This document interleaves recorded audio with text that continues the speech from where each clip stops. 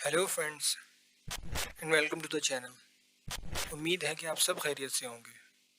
आज से हम अपनी वीडियोस का एक नया सेक्शन स्टार्ट करने जा रहे हैं जिसका नाम है हॉरर स्टोरीज यानी कहानियाँ जिनका रियलिटी से कुछ ख़ास ताल्लुक़ नहीं होता। उम्मीद है कि हमारा ये सेक्शन भी आपको बहुत पसंद आएगा। तो चलिए स्टोरी की तरफ चलते हैं। इस कहानी की शुरुआत होती है आज से तकरीबन 1000 साल पहले। ये दौर राजा महाराजाओं का दौर हुआ करता था। एक राजा के मरने के बाद उसका बेटा या बेटी उसका तख्त संभालते और इसी तरह एक राजघराने का राज पुश्त दर पुश्त चलता रहता।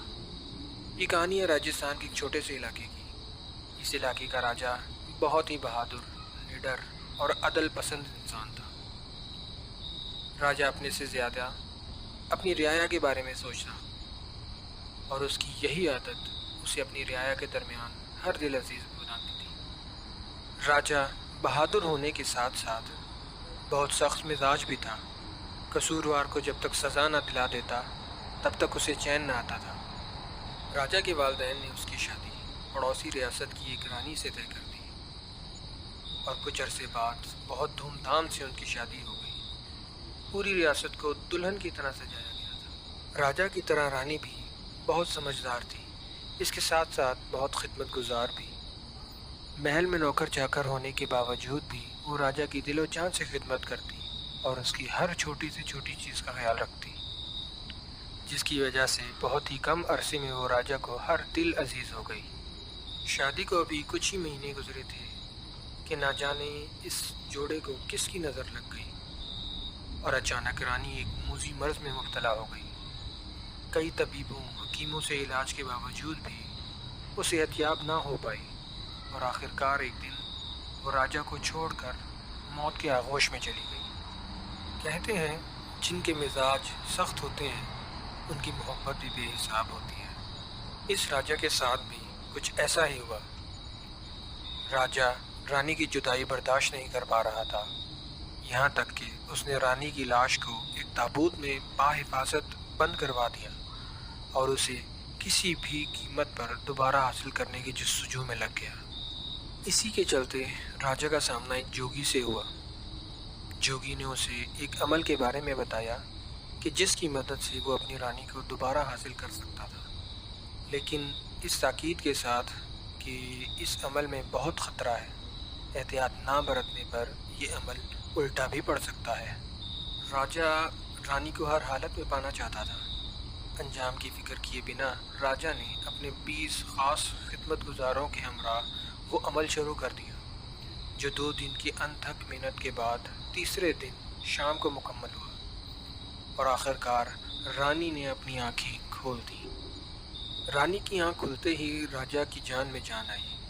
खुशी के मारे राजा की आँख से कब आंसू जारी हुए उसे पता ही न चला, लेकिन अफसोस इस खुशी की उम्र पल दो पल की ही थी।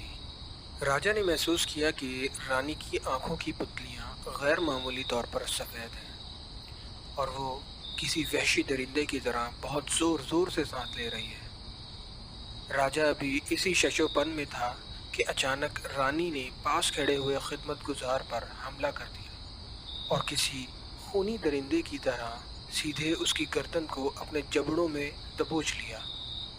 दीगर खिदमत गुजारों की लाख कोशिशों के बाद भी वो उसे रानी की गिरफ्त से आज़ाद ना करवा पाए। आखिरकार राजा ही को आगे आना पड़ा और उसने रानी को बालों से पकड़ते हुए ज़ोर से अपनी तरफ खींचा, लेकिन तब तक उस खिदमत गुजार की शह रग रानी के जबड़ों में पूरी तरह से फंस चुकी थी।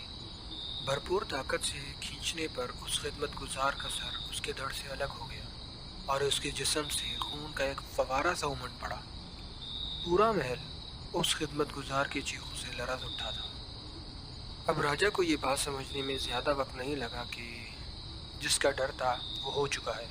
वो अमल अब उल्टा पड़ गया है और रानी के जिस्म पर किसी शैतानी रूह का कब्ज़ा हो चुका है। महल के जिस कमरे में वो अमल अंजाम दिया जा रहा था उसमें शैतान के अलावा कुल 21 अफराद मौजूद थे। उस शैतान ने एक एक करके उन सब को मौत के घाट उतार दिया। अब सिर्फ राजा और उसका एक खिदमत गुजार ही اس کمرے میں زندہ بچے تھے۔